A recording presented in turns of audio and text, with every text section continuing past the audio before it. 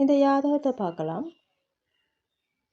மேசத்தில் ராகு, சிம்மத்தில் சனி, துலாத்தில் கேது, மகரத்தில் குரு, சந்திரன் மற்றும் புதன், கும்பத்தில் சுக்கிரன், சூரியன் மற்றும் செவ்வாய்.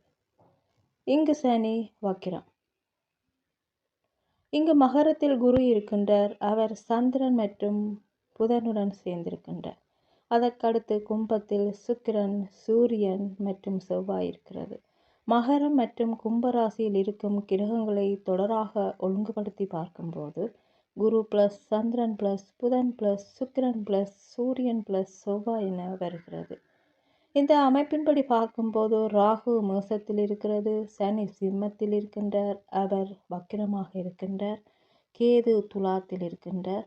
இந்த 9 கிரகங்களையும் வரிசைப்படுத்தும் போது குரு பிளஸ் சந்திரன் பிளஸ் புதன் பிளஸ் சுக்கிரன் பிளஸ் சூரியன் பிளஸ் செவ்வாய் பிளஸ் ராகு பிளஸ் வக்கிர சனி பிளஸ் கேது என வருகிறது. இங்கு வக்கிர சனிக்கு ராகு கேதுவோடு தொடர்பு வருகிறது. குரு இந்த வட்டத்துக்கு வெளியே உள்ளது. ஜாதகர் ஒரு வெளிநாட்டில் தனது வாழ்வாதாரத்தை தொடங்க வேண்டும். ராகுவிற்கும் கேதுவிற்கும் இடையே உள்ள இடைவெளி ஒரு நாட்டையும் அதன் வெளிப்பகுதி இன்னொரு நாடு மிகவும் தொலைவில் இருப்பதையும் காட்டுகிறது. ஜாதகரது வாழ்க்கையின் முதல் பகுதியில் தொலைதூர இடத்தில் சம்பாதிக்க வேண்டும். சனி சிம்மத்தில் இருக்கிறது, சூரியனோடு பரிவர்த்தனையில் இருக்கிறது. சூரியன் ஒரு மதிப்புமிக்க நபரை பிரதிநிதித்துவப்படுத்துவதால் மதிப்புமிக்க நபரின் உதவி மற்றும் ஒத்துழைப்புடன் ஜாதகர் தனது சொந்த இடத்துக்கு திரும்புகிறார். சனியும் சகோதரனை பிரதிநிதித்துவப்படுத்துவதால் ஜாதகரின் சகோதரர்களில் ஒருவர் தொலைதூர இடத்தில் இருக்கிறார் என்று சொல்லலாம். வக்கிர சனி என்பதால் அவர் பின்னோக்கி கடகத்தோடு தொடர்பு கொள்கிறார்.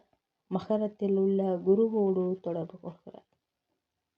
அதாவது வக்ரசனி பின்னோக்கி கடகத்துக்கு போகும்போது நேர் எதிராக மகரத்தில் இருக்கின்ற குருவோடு தொடர்பு கொள்கிறார். மகரத்தில் குரு வலிமை இல்லாமல் இருக்கின்றார், அதாவது நீசமாக இருக்கின்றார், ஒரு உதவியும் இன்றி இருக்கின்றார்.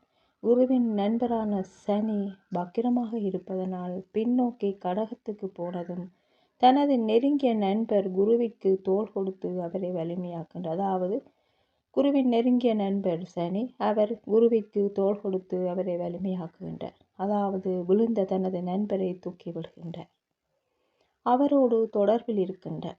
இதனால் குரு பலம் பெறுகின்றார். ஏனெனில் சனி தன் வீட்டோடு தானே தொடர்பு கொள்கின்றார்.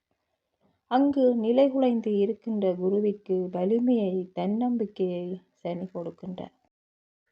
அதே நேரம் இன்னொரு வகையில் நோக்கும்போது இங்கு சூரியன் சனி பரிவர்த்தனை, அதாவது இடமாறி இருக்கிறார்கள்.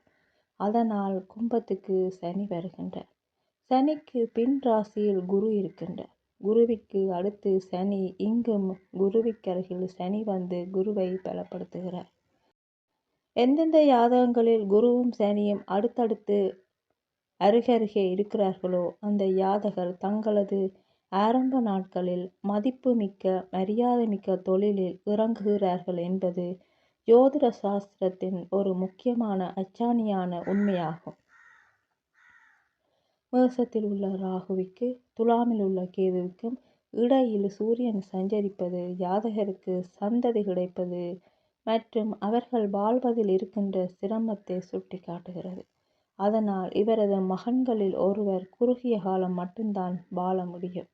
இவருடைய ஒரு மகன் இந்த அமைப்பை பெறுகின்றார் என்று சொல்லலாம்.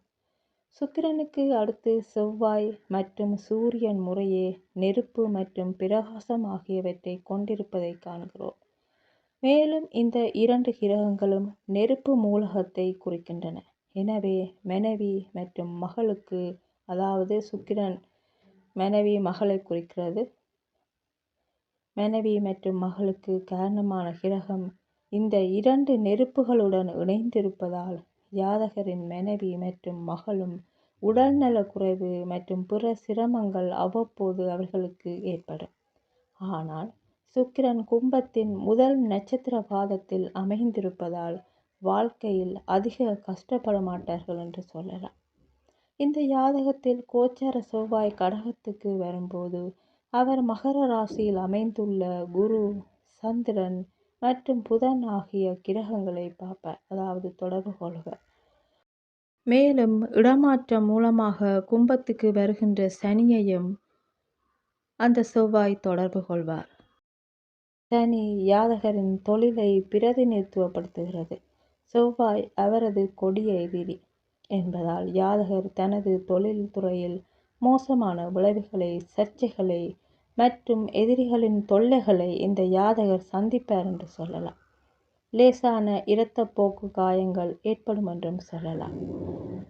கோச்சார செவ்வாய்க்கு, அதாவது கோச்சார செவ்வாய் கடகத்தில் பிரவேசிக்கும் போது அதற்கு நேர்வழியில் குரு இருப்பதனால் இந்த ஜாதகர் லேசான தோல் வெடிப்புகளால் பாதிக்கப்படுவார்.